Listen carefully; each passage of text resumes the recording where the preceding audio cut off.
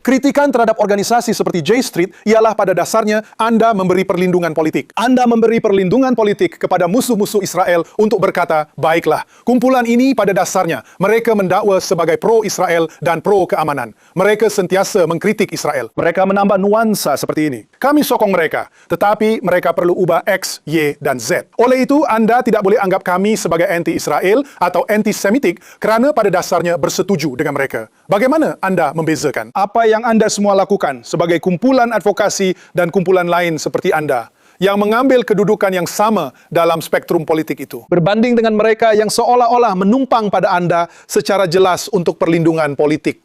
Ya betul, itu adalah cabaran besar yang kami hadapi. Dan ia adalah sesuatu yang tidak wujud 10 tahun lalu. Sejujurnya, maksud saya 10 tahun lalu.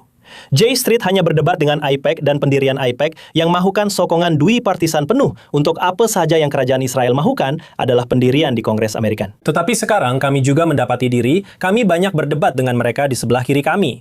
Saya telah banyak menghabiskan masa berdebat dengan organisasi dan teruskan muncul di televisyen dan media bersama mereka yang berada di sebelah kiri kami dan berhujah bahawa tidak, Anda tahu tak? Dan perbezaan terbesar antara apa yang mereka mahu perjuangkan dan apa yang kami perjuangkan ialah apa yang sebahagian daripada mereka perjuangkan ialah lupakan saja. Mari kita tinggalkan Israel sepenuhnya. Mari kita kenakan sekatan ke atas Israel. Mari kita asingkan Israel. Mari kita hukum Israel. Mari kita tamatkan hubungan Amerika Syarikat Israel. Itu adalah jenis-jenis perkara yang mereka perjuangkan. Saya tidak percaya bahawa perkara itu sendiri adalah sesuatu yang anti-Semitik.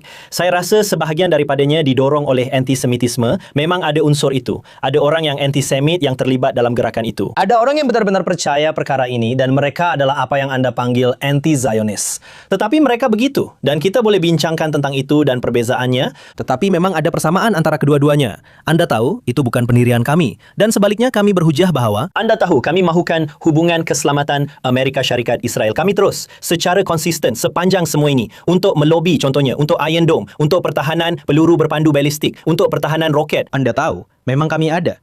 Selama bertahun-tahun, J Street telah berhujah untuk meneruskan hubungan keselamatan itu.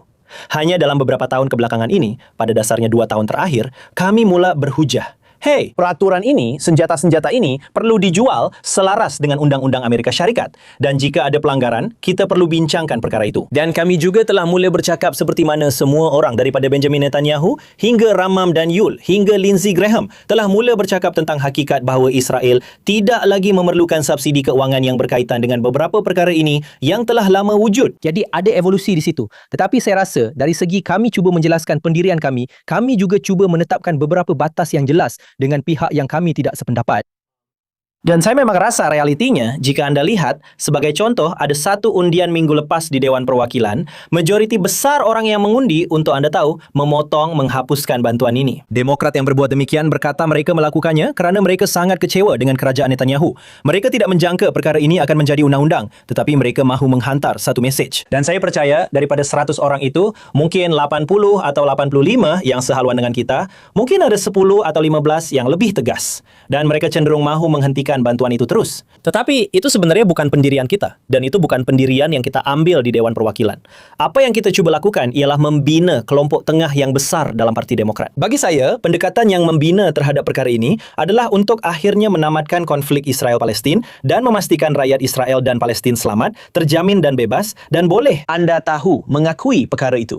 Berbanding dengan pendekatan yang ekstrim, iaitu membakar semuanya dan meninggalkan hubungan itu bukan pendirian kita. Kamu semua telah menghabiskan bertahun-tahun cuba menarik parti itu ke arah kamu.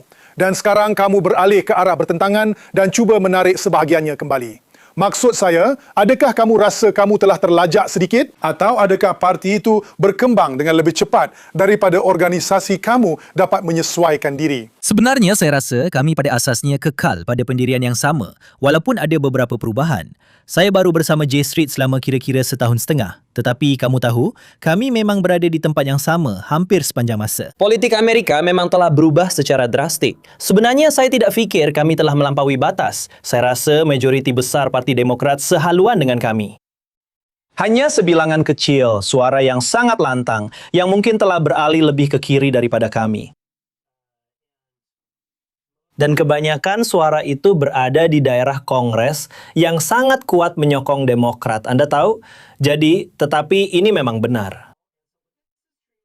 Lihat, ini adalah salah satu sebab saya datang bekerja di J Street selepas kempen, betul? Semasa kempen, tugas saya adalah untuk berinteraksi dengan pengundi Yahudi. Dan saya adalah pengarah kebangsaan bagi usaha mendekati pengundi Yahudi. Dan apa yang suara paling lantang dalam kempen yang saya dengar datang dari dua tempat. Satu adalah mereka yang menyokong Bibi Netanyahu, tidak kira apapun. Dan seperti, kami akan tetap sokong kerajaan ini, tidak kira apapun. Dan satu lagi adalah orang-orang yang menjerit genosid pada 8 Oktober 2023 dan sudah pun turun berdemonstrasi, serta mengatakan semua ini adalah salah Israel. Majoriti besar orang yang saya temui tidak tergolong dalam dua kelompok itu. Mereka jauh lebih senyap. Tetapi mereka berada di tempat di mana, sekali lagi, kedua-dua rakyat Israel dan Palestin sepatutnya mempunyai kebebasan, keselamatan dan peluang. Dan J Street sedang mengetengahkan suara-suara itu. Dan akhirnya, mungkin suara-suara itu kurang lantang. Tetapi mereka juga membentuk majoriti pengundi. Dan Anda dapat melihatnya berulang kali. Dan Anda juga dapat melihatnya dalam tinjauan pendapat. Kita perlu lihat di mana semua ini akan berakhir setahun dari sekarang apabila Parti Demokratik memasuki pemilihan pendahuluan dan perbincangannya.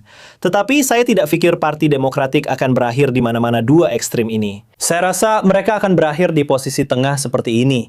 Masih mampu menyokong Israel, memisahkan diri daripada kerajaan Netanyahu, dan bersedia untuk berkata, kami mahu Israel menjadi rakan kongsi. Tetapi kami juga tidak mahu memberikan Israel cek kosong. Dan apabila kami tidak bersetuju, seperti kami tidak akan menyokong sesuatu.